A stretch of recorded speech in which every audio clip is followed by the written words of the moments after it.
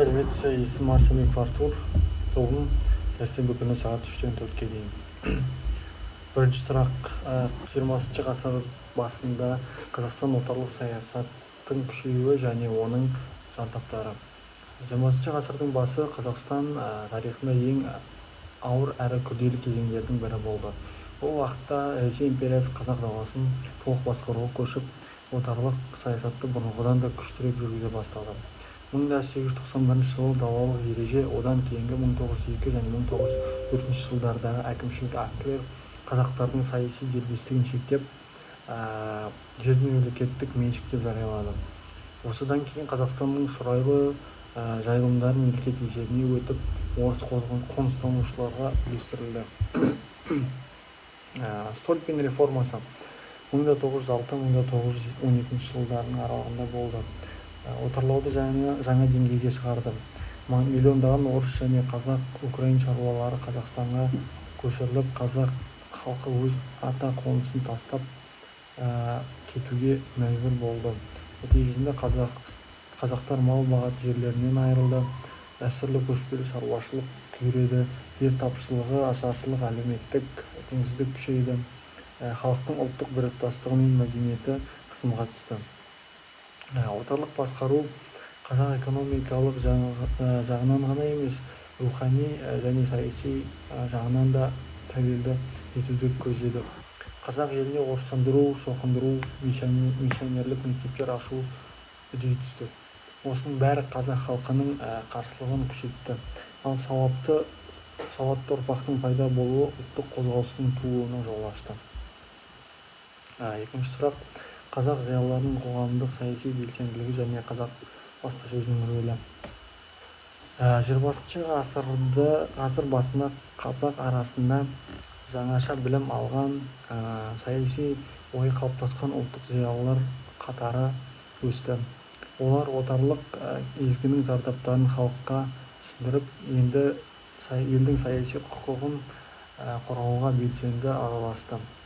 Бірінші, екінші мемлекеттік думадағы қазақ депутаттары 1906-1907 жылдары Ресейдің бірінші және екінші мемлекеттік думаға қазақ даласынан бірқатар өкілдер келді, сайланды яғни.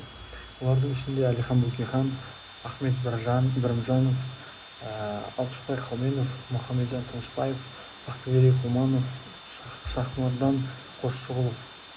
Бұл депутаттар думада қазақ жерін қорғау, жерді тартып алуды тоқтату, қоныстанушылар легін шектеу, олардың сөздері отарлық жүйеге қарсы саяси күрестің басталуына тікелей ықпал етті. Қазақ баспасөзінің рөлі. Қазақ қоғамының саяси санасын оятуда баспасөздің рөлі ерекше болды. Айқап журналы 1911-15 жылдар шығарылды. Қазақ газеті 1913-18 жылдар аралығында ұлттық мәселелерді ашық көтеріп, ұлттық интеллигенцияның мінбіріне айналды. Ахмет Байтұрсынұлы, Міржақып Дулатов, Әлихан Бөкейхан, Сұлтанмахмұт Торайғыров сияқты зиялылар мақалалар арқылы халыққа білім, жер, дін, автономия жайлы ойларын таратты. Баспасөз қазақ халқының саяси мәдениетін қалыптастырып, алаш қозғалысына идеологиялық негіз дайындады. Үшінші сұрақ: Алаш партиясының құрылуы және оның бағдарламалары. 1917 жылы ақпан төңкерісінен кейін Ресей империясы құлаған тұста қазақ зиялылары ел тағдырын шешуге белсенді кірісті. Осындай тарихи жағдайда ұлттық саяси ұйым Алаш партиясы құрылды. Алаш партиясы 1917 жылы құрылып, 1917 жылдың желтоқсанында Алаш автономиясы болып жарияланды. Партияның төрағасы Әлихан Бөкейхан болып сайланды. Партия бағдарламасы 1917 жылы Қазақ газетіне жарияланды.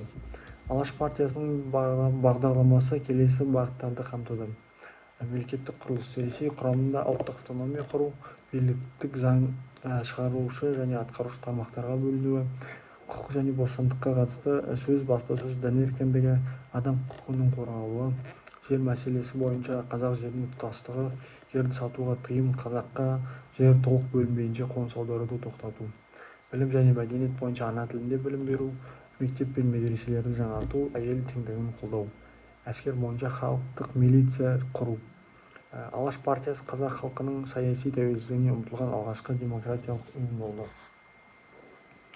Келесі сұрақ: алаш қайраткерлерінің өнегесі.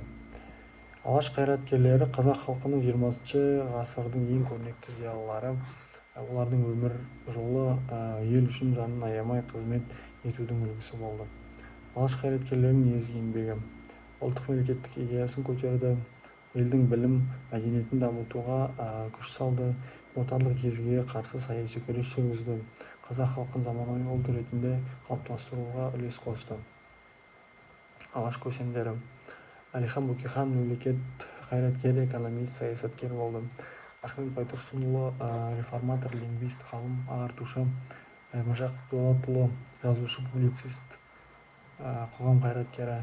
Жақып Ақбаев заңгер, құқық қорғаушы. Халел және Жаһанжан Досмұхамедовтар мемлекет қайраткерлері.